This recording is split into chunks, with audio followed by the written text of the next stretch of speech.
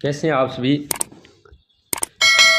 तो हमारा जो टॉपिक चल रहा था वो चल रहा था सिंधु घाटी सभ्यता।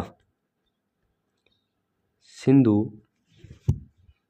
घाटी सभ्यता, ठीक है। तो सिंधु घाटी सभ्यता पर हम बात कर चुके हैं पिछली क्लास में।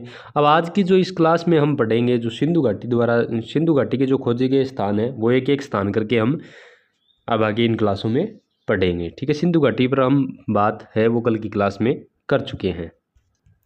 समय के बारे में बात कर चुके हैं, इसके क्षेत्रफल के बारे में बात कर चुके हैं। समय इनका जो सही समय माना जाएगा वो 2350 से 1750 ईसा पूर्व सही माना जाएगा। अब कई बार क्या होता है कि ऑप्शन में ये नहीं मिलता, ऑप्शन में 2350 से 1750 नहीं मिलता। कभी कभार क्या मिल जाता है, इसकी जगह तो मिल जाता है 2400 से, इसकी जगह मिल जाता है 1800 ईसा पूर्व। तो ये लगभग आसपास का ही है, तो ये सही माना जाएगा उसमें। अगर ऑप्शन में ये ना हो तो ये भी सही माना जाएगा, ठीक है। आपको याद कौन सा रखना है, ये वाला 2350 से 1750 वाला, ठीक है। 2350 से 1750 ईसा पूर्व सिंधु घाटी सभ्यता का समय माना जाता है, ठीक है। अब हम इनके जो स्थान पढ़ेंगे तो उनमें हम पहला स्थान पढ़ेंगे, एक मिनट,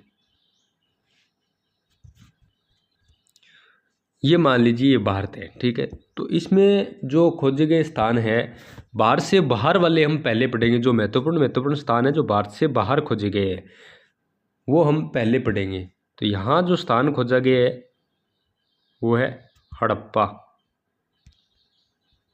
हड़प्पा, ठीक है। फिर इसके इधर खोजा गया है मोहनजोदड़ो, मोहनजोदड़ो, ठीक है। इधर खोजा गया है चहुंदड़ो। स्थान और भी खोजे गए हैं लेकिन हम ये तीन ही पढ़ेंगे, ये तीन इंपॉर्टेंट है जो भारत से बाहर है, ठीक है।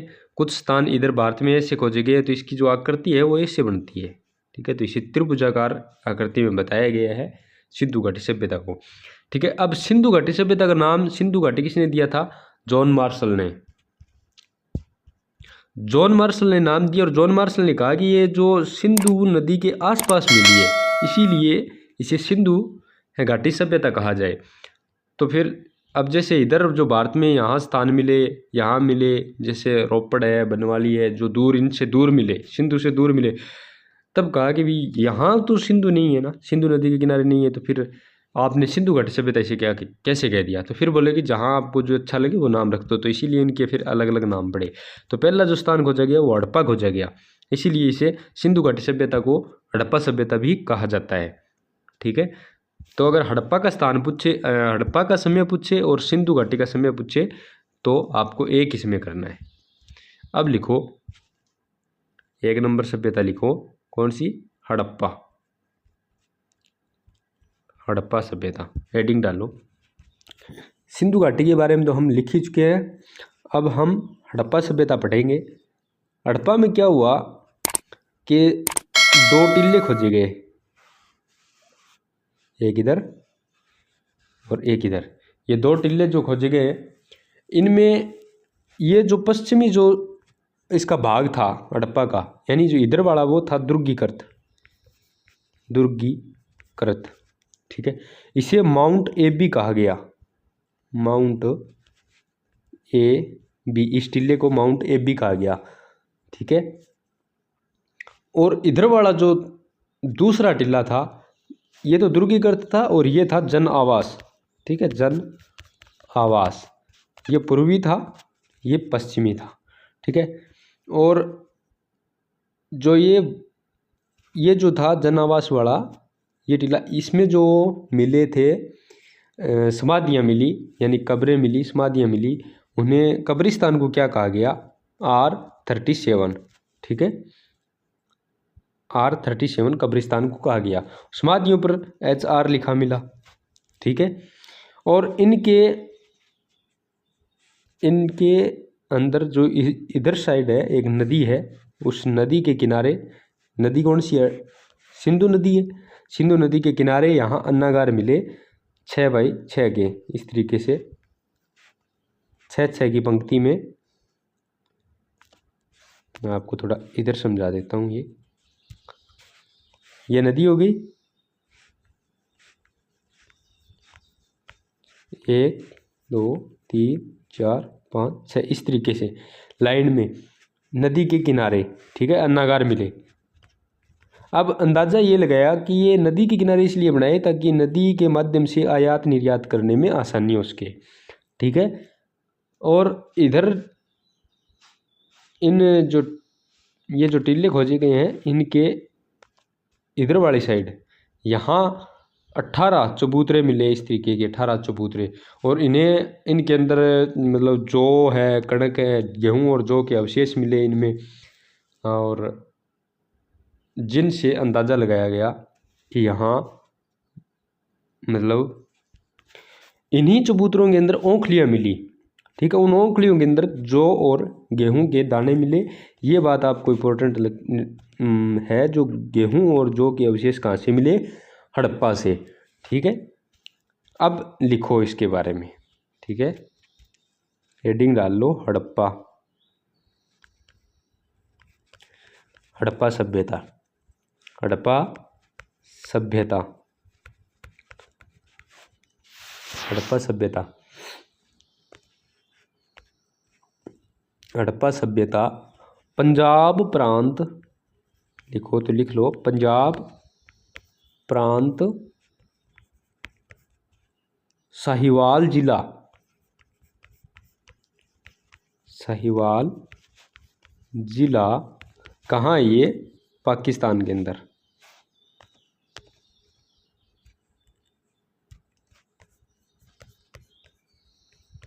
पाकिस्तान के अंदर, ठीक है।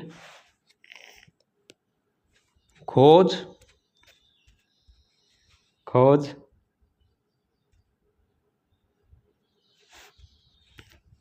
खोज,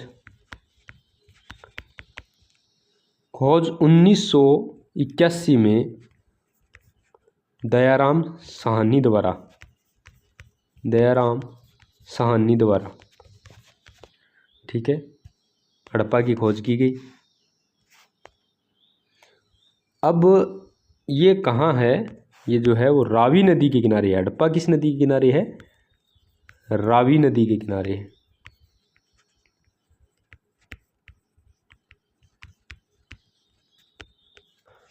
ये जो हड़प्पा सभ्यता है वो रावी नदी के किनारे है। और इसका जो उत्खनन है वो 2 बार किया गया है, ठीक है, 2 बार, 2 बार उत्खनन, उत्खनन 2 बार, 2 बार उत्खनन में लिखोगे आप, 1 नंबर पे लिखो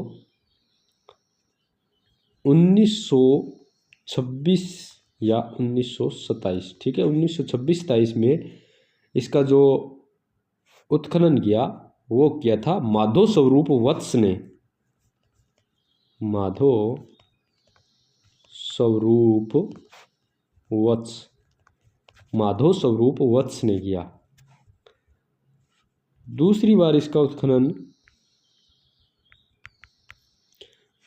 मार्टिमर व्हीलर ने किया 1946 में। 1946 में किसने किया, मार्टिमर व्हीलर, मार्टिमर व्हीलर ने।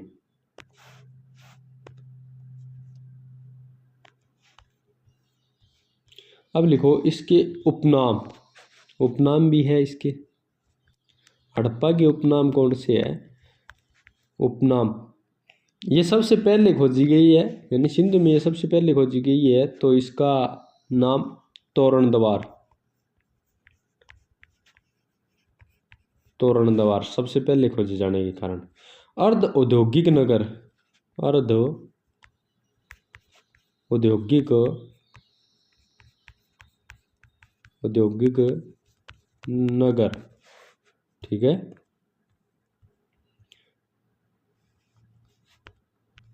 अब एक बात लिखो आप, नोट लगा के लिख लो, जो यहाँ टिल्ले खोजे गए हैं, इनका जो जिक्र है वो पहले हुआ है। तो सर्वप्रथम उल्लेख किसने किया इनका? 1826 में वो चार्ल्स मेसन या चार्ल्स मेनन, कुछ भी बोल दो उन्हें, उन्होंने किया। 1800, आप लिखोगे किस तरीके से लिखोगे इसे? हड़प्पा टिल्ले का सर्वप्रथम उल्लेख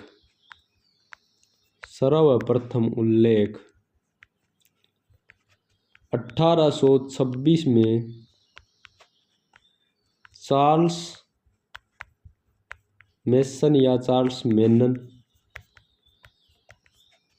ने, फिर कनिंघम ने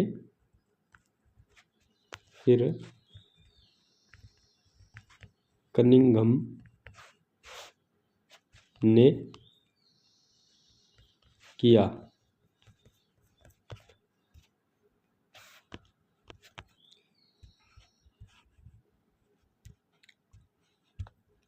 दो नगरों में विभक्त है ये, 2 नगरों में विभक्त। आप इस तरीके से इसका एक छोटा सा डायग्राम बना लीजिए जिससे आपको समझने में आसानी होगी। इसके 2 भाग कर दीजिए। ये तो हो गया दुर्गीकृत, ये हो गया जन आवास, ये भाग है वो हो गया पश्चिमी भाग, ये भाग हो गया पूर्वी भाग। ठीक है, ये अदुर्गीकृत भी है, अदुर्गीकृत। ठीक है, और यहाँ क्या मिले? R37 कब्रिस्तान मिले, R37 कब्रिस्तान लिखो, R37 कब्रिस्तान। और समाधि पर क्या मिला? HR लिखा मिला, HR समाधि मिली। ठीक है, और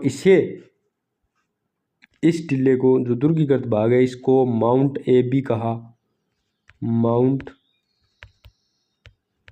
एबी किसने कहा? मार्टिमर वेहिलर ने कहा। इस तरीके से लिख लो, मार्टिमर वेहिलर ने कहा। ठीक है, मार्टिमर वेहिलर ने इसे माउंट एबी कहा। ठीक है, इस तरीके से ये डायग्राम बना लो ताकि आपको समझने में आसानी हो जाएगी। ठीक है, अब देखो इसकी विशेषताओं में लिखो, विशेषताओं में आप लिखोगे स्त्री के पेट से यहाँ निकलते हुए पौधे की जो मूर्ति मिली। ठीक है, उस मूर्ति से क्या है कि मूर्तियों से ही अंदाज़ा लगाया जाता है।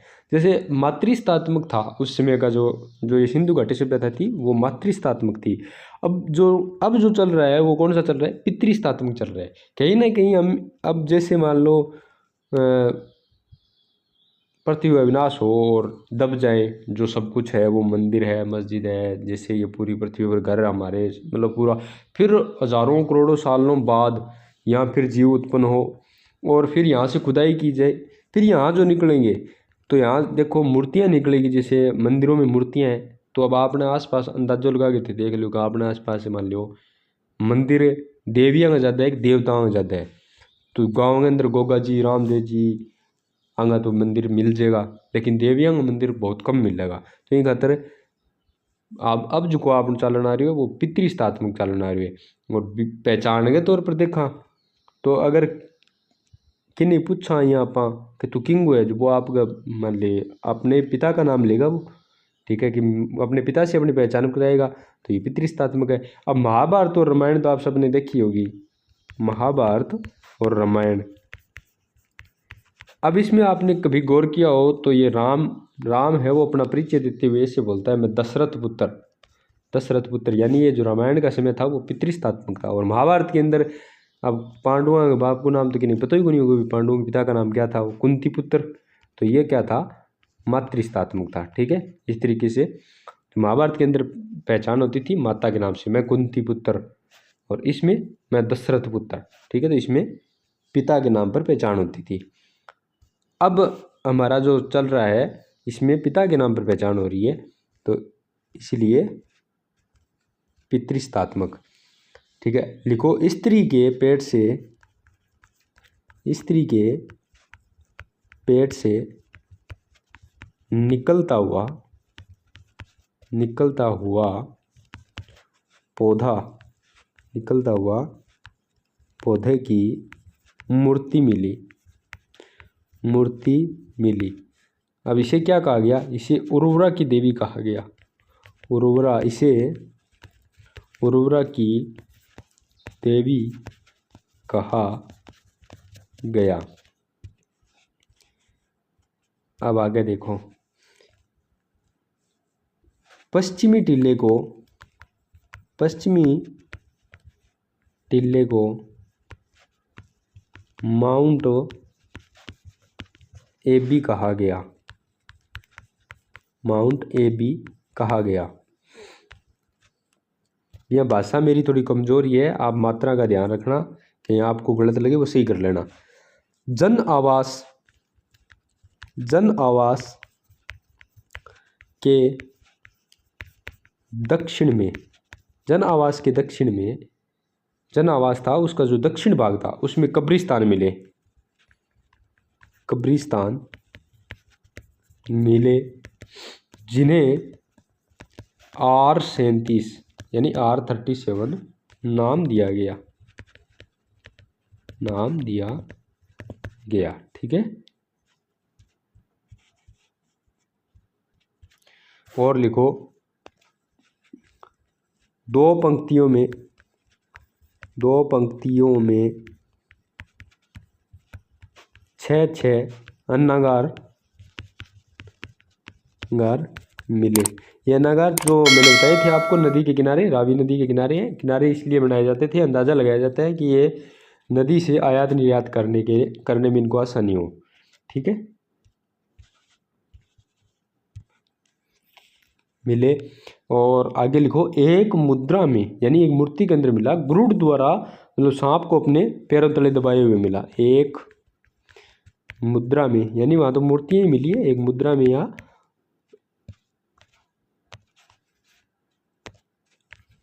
एक मुद्रा में या मान लो मूर्ति में गरुड़ द्वारा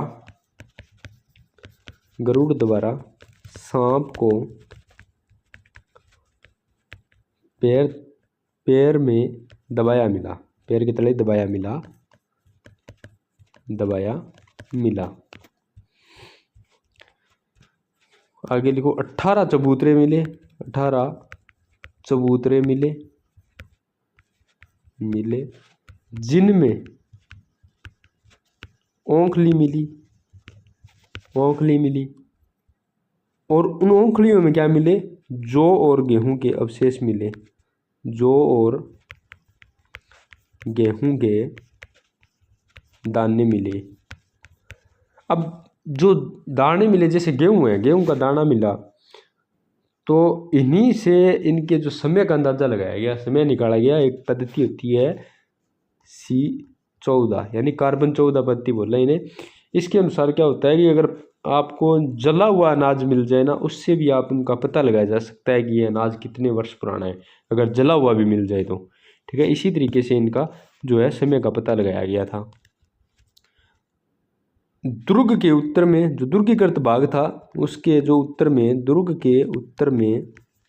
दुर्गीकृत भाग में उत्तर में जो एक टीला मिला जिसे माउंट एबी कहा गया। ये टीला है, इसकी ऊंचाई लिख लीजिए आप, 1.6 मीटर ऊंचा टीला मिला जिसे माउंट एबी कहा गया। ठीक है, माउंट एबी कहा। आगे लिखो, सभी घरों में शौचालय मिले, सभी घरों में शौचालय मिले, और यहाँ नटराज की मूर्ति मिली, नटराज की मूर्ति मिली, और समाधि मिली। समाधि तो वो मैंने बताया था आपको, HR समाधि मिली जिसे HR समाधि कहा गया, HR समाधि कहा गया। समाधि मिली जिसे HR समाधि कहा गया। लिख लिया ना, नटराज की मूर्ति मिली, समाधि मिली जिसे HR समाधि कहा गया। ठीक है। और मिट्टी की टोकरी मिली, मिट्टी की टोकरी मिली। पित्तल की टोकरी मिली, पित्तल की टोकरी मिली। और कांस्य का दर्पण मिला, कांस्य का दर्पण मिला, दर्पण मुंह देखना लो। और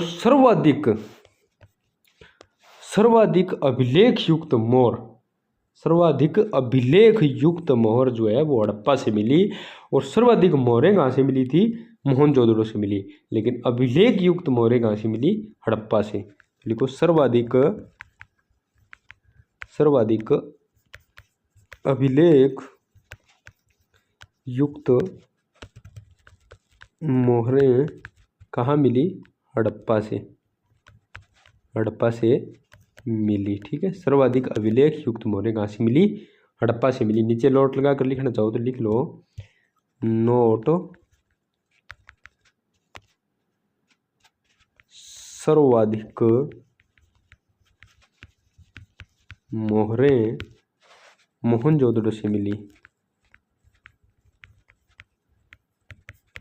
मोहनजोदड़ो से मिली।